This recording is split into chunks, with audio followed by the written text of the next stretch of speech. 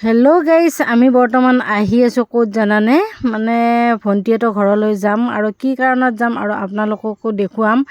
আজি যিহেতু মানে এটা বহুত ডাঙৰে বিপদ দিয়াচোন, আৰু মোৰ যিহেতু ভাইৰ ল'ৰাটো অলপ মানে এক্সিডেণ্ট, মানে কেনেকুৱা এক্সিডেণ্ট, হাত এখন মানে পূৰা ভাঙি গৈছে। গতিকে তাক মানে আজি হস্পিটেলত লৈ গৈছিলে।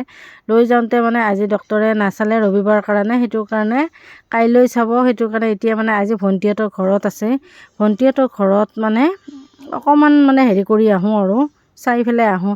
আৰু এইফালে ব্ৰহ্মপুত্ৰ ব্ৰিজ পালোহি আমি, আৰু এইফালে আমাৰতো মানে কিবা এটা দেখাই দি আছে, আৰু মই এইফালে আৰু বিন্দাছ আহি আছোঁ। আৰু তাৰপিছত অকণমান ইয়াৰে ভিউটো দেখাই দিছোঁ আৰু আপোনালোকক। আৰু ইয়ালৈকে আমি মৰ্ণিং ৱাক কৰিব আহোঁ, জানানে গাইজ, কিন্তু বিচিনাতে। তাৰপিছত দৃশ্য চাওকচোন। আমাৰ বাপেইটো এতিয়া পূৰা বৰ্তমান এতিয়া মোবাইল চাই আছে, আৰু হাতখন পূৰা ভাঙি গৈছে। ভাঙছি ন?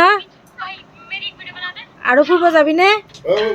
আৰু নাযায় আৰু। বিষাই আছে নেকি বাবা? নাই, গোটেই ভাল পাইছা? অঁ, এতিয়া হাতখন আৰু এতিয়া এনেকৈ থৈ দিছে আৰু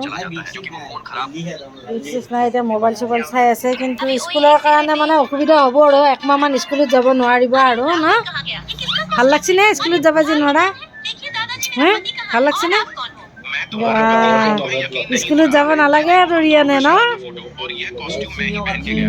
আৰু এফালে মই আছোঁ, আৰু এতিয়া ভণ্টিহঁতৰ ঘৰত আছে। কালি যিহেতু তাতে লৈ যাব। এইটো মাক, এইটো ভাইটি, আৰু এইটো মই।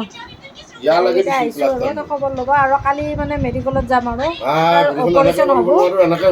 অপাৰেশ্যন হৈ যাওক ভালে ভালে, দোৱা কৰোঁ আল্লাহৰ ওচৰত, সোনকালে সুস্থ হওক ন ৰিয়ান? হা, এইটো আমাৰতো অলপ লাডেন পকপকাই আছে।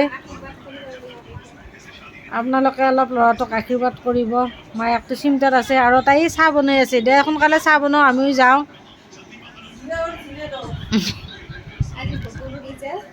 হা, অঁ, আজি ভোটৰো ৰিজাল্ট দিব বোলে। আজি মোৰ যিহেতু নাই, ইমান মানে হেৰি নকৰোঁ আৰু জেতুকা সৰসৰীয়া হৈ আছোঁ, জেতুকা লৈ পেলাই যাম আৰু ভণ্টিৰ ঘৰত আছোঁ। আৰু গাইজ, তাৰ দৃশ্যটো চাওকচোন। এইখন হাত পৰি কেনেকৈ ফুলি গৈছে। তাৰপিছত এক্সৰে কৰিলোঁ।